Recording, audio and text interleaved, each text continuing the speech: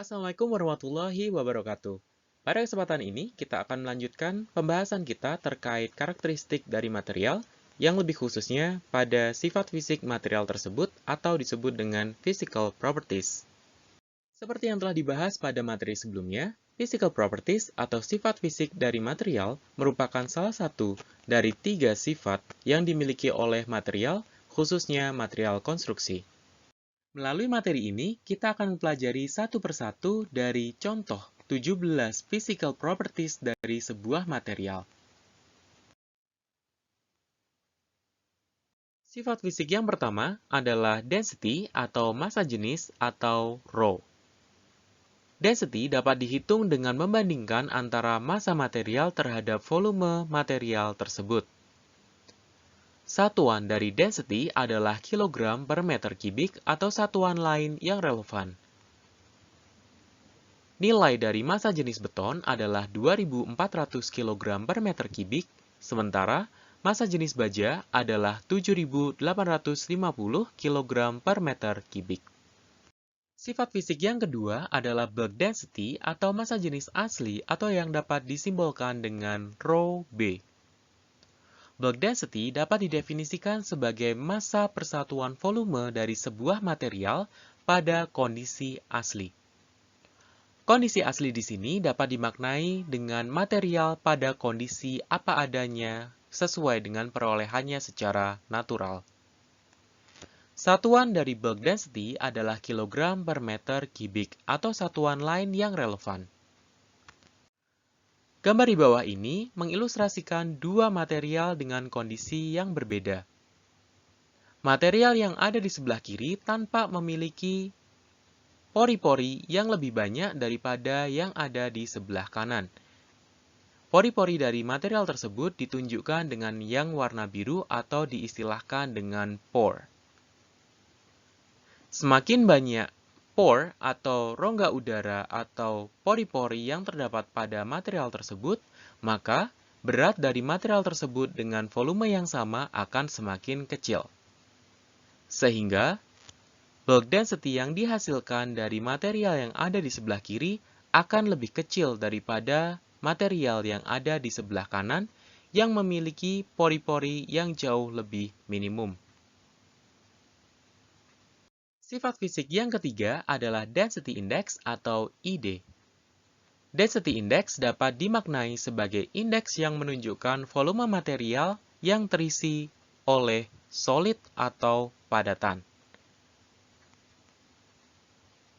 Density index dapat dihitung dengan membandingkan antara bulk density terhadap density dari material tersebut tanpa adanya void. Atau ID sama dengan rho B per rho.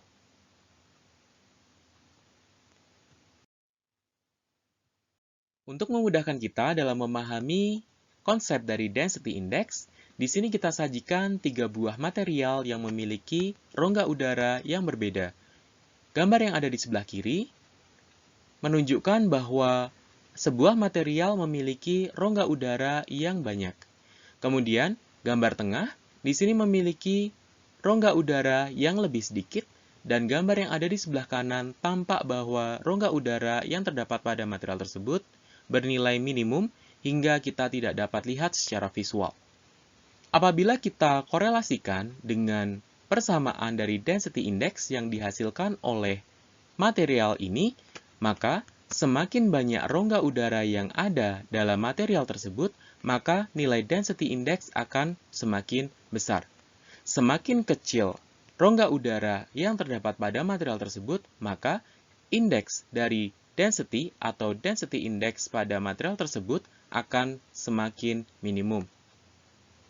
Begitu pula, data pada grafik ini menunjukkan bahwa apabila kita memiliki material dengan void ratio yang minimum, maka density index akan mendekati angka 1. Semakin banyak void ratio yang terdapat pada material tersebut, maka nilai dari void ratio-nya meningkat disertai dengan penurunan angka density index. Sifat fisik yang keempat adalah specific weight atau berat isi atau dapat dinotasikan dengan simbol gamma. Specific weight atau berat isi merupakan perbandingan antara berat per satuan volume dari material yang dianalisis. Berbeda dengan density, density merupakan perbandingan antara massa per satuan volume. Sehingga, dalam hal ini, satuan yang digunakan dalam specific weight adalah kilonewton per meter kubik, atau satuan lain yang relevan. Untuk dapat mendapatkan berat isi dari material tersebut, kita dapat menghitungnya dengan mengalihkan antara density atau ρ dikalikan dengan percepatan gravitasi atau g. Sifat fisik yang kelima adalah specific gravity atau berat jenis atau dapat disimbolkan dengan Gs. Specific gravity atau berat jenis dapat dimaknai sebagai perbandingan antara massa jenis material terhadap massa jenis air dengan volume yang sama pada suhu 4 derajat Celcius. Atau dapat dimaknai dengan perbandingan antara berat isi material terhadap berat isi air dengan volume yang sama pada suhu standar, yaitu 4 derajat Celcius. Persamaan tersebut dapat dituliskan seperti yang ditunjukkan pada slide. Informasi tambahan bahwa specific gravity atau berat jenis tidak memiliki satuan. Berikut merupakan contoh nilai dari density, specific gravity, specific weight dari material-material konstruksi di sekitar kita. Keenam adalah true or absolute specific gravity. Adalah berat jenis material tanpa memperhitungkan rongga udara yang ada di dalamnya, atau yang biasa disebut dengan void. Perhitungan true or absolute specific gravity dapat dihitung dengan membandingkan antara massa jenis material tanpa rongga udara dibandingkan dengan massa jenis air dengan volume yang sama, atau Gs sama dengan ρS. S di sini untuk solid, A per rho W. Sama dengan yang sebelumnya, bahwa true or absolute specific gravity tidak memiliki satuan. Ketujuh adalah apparent or mass specific gravity. Dapat dimaknai sebagai perbandingan antara massa jenis material, termasuk rongga udara yang ada di dalamnya, dibandingkan dengan massa jenis air dengan volume yang sama. Perhitungan apparent or mass specific gravity biasa dilakukan pada material yang berbutir halus seperti tanah atau pasir. Rumus untuk menghitung apparent or mass specific gravity dapat diperoleh dengan Ga sama dengan ρ per rho W. 8 adalah porosity atau porositas atau dapat dinotasikan dengan N kecil. Porositas dapat diperoleh dengan membandingkan antara volume void atau pori-porinya pada material yang diuji terhadap volume bulk dari material tersebut. Atau N sama dengan VV, di mana VV ini adalah volume void per V besar atau volume bulk dari material tersebut. Volume bulk merupakan gabungan antara volume solid dan volume void. Ilustrasi yang ada di bawah ini menunjukkan dua buah kondisi material yang memiliki porositas yang berbeda, di mana bagian yang berwarna abu-abu merupakan bagian yang solid atau padatan, dan yang warna putih merupakan bagian void atau pori-porinya. Gambar yang ada di sebelah kiri tampak bahwa terdapat void yang jumlahnya lebih banyak daripada yang ada di sebelah kanan, sehingga material yang ada di sebelah kiri memiliki porositas yang lebih besar daripada material yang ada di sisi kanan. 9. Void ratio. Void ratio atau rasio pori-pori udara dapat dihitung dengan perbandingan antara volume void terhadap volume bagian solid dari material tersebut. Yang membedakan antara rumus sebelumnya adalah bagian pembagi. Pada persamaan ini menggunakan Vs, bukan V, di mana Vs adalah volume solid saja. E sama dengan VV per Vs. Sifat fisik yang ke-10 adalah hygroscopicity atau kecenderungan material untuk menyerap uap air. Hygroscopicity dari material akan dipengaruhi oleh suhu udara, kelembapan relatif dari lingkungan sekitar, tipe pori, jumlah pori pada material tersebut, ukuran pori-pori, dan kandungan yang terdapat pada material tersebut. Gambar di bawah ini menunjukkan sebuah aparatus yang digunakan untuk mengukur hygroscopicity dari material yang diuji. Sifat fisik yang ke-11 adalah water absorption atau penyerapan air atau dapat dinotasikan dengan WW. Penyerapan air dapat didefinisikan sebagai kemampuan material untuk menyerap air dan mempertahankan air yang ada di dalamnya pada volume material tertentu.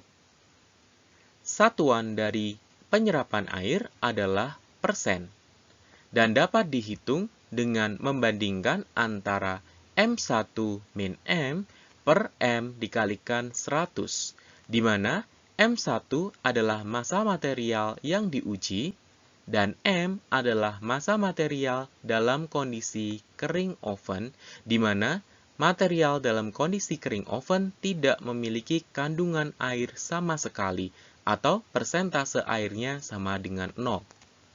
Untuk dapat mencapai material kondisi kering oven, maka material yang diuji tersebut harus dikeringkan dalam oven selama 24 jam dengan suhu 110 derajat Celcius. Sifat fisik yang ke-12 adalah weathering resistance atau ketahanan terhadap perubahan cuaca. Sifat fisik ini dapat dimaknai sebagai ketahanan material dalam melalui pergantian kondisi dari basah ke kering dan sebaliknya dalam rentan waktu yang sangat lama tanpa mengalami perubahan bentuk dan kehilangan sifat-sifat mekaniknya. Ilustrasi di bawah ini menunjukkan setting pengujian dari weathering resistant testing. Sifat fisik ke-13 adalah water permeability atau permeabilitas. Dapat dimaknai sebagai derajat kekedapan material terhadap air akibat tekanan yang diberikan. Dan berikut merupakan setting pengujian yang dapat diterapkan ketika menganalisis permeabilitas dari material. Sifat fisik ke-14 adalah frost resistance atau ketahanan terhadap beku, atau dapat didefinisikan sebagai kemampuan material jenuh air atau water saturated material terhadap kondisi beku dan cair atau freeze and thaw dengan adanya perubahan sifat mekanik secara minimum. Dan berikut merupakan instrumen yang dapat digunakan ketika kita menguji frost resistance dari material. 15. Heat conductivity atau konduktivitas panas. Dapat dimaknai sebagai kemampuan material dalam menghantarkan panas yang terjadi. Nilai konduktivitas panas dari sebuah material akan dipengaruhi oleh struktur material, porositas, karakter pori, dan temperatur yang diterapkan. Material yang memiliki ukuran pori yang besar akan memiliki konduktivitas panas yang tinggi, karena panas yang terdapat pada pori dapat meningkatkan transfer panas yang terjadi. Material yang basah akan memiliki konduktivitas panas yang tinggi juga apabila dibandingkan dengan material dalam kondisi kering. Berikut merupakan instrumen yang diterapkan pada saat pengujian konduktivitas panas dari sebuah sampel pengujian. 16. Fire resistance atau ketahanan terhadap panas. Dapat dimaknai sebagai sifat material dalam menahan panas tanpa terjadi perubahan bentuk dan kehilangan kekuatan yang berarti. Dan berikut merupakan setup pengujian yang dapat diterapkan saat pengujian ketahanan panas dari sebuah material. 17. Refractoriness atau ketahanan terhadap panas tinggi. Dapat dimaknai sebagai kemampuan material untuk bertahan pada temperatur tinggi tanpa mengalami kelelehan atau perubahan bentuk.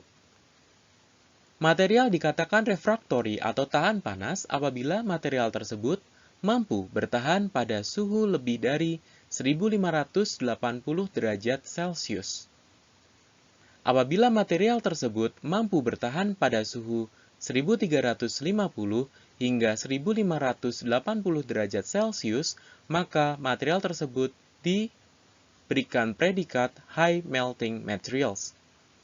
Sementara apabila material yang diuji mampu bertahan pada suhu kurang dari 1350 derajat Celcius, maka material tersebut dapat digolongkan sebagai low melting materials.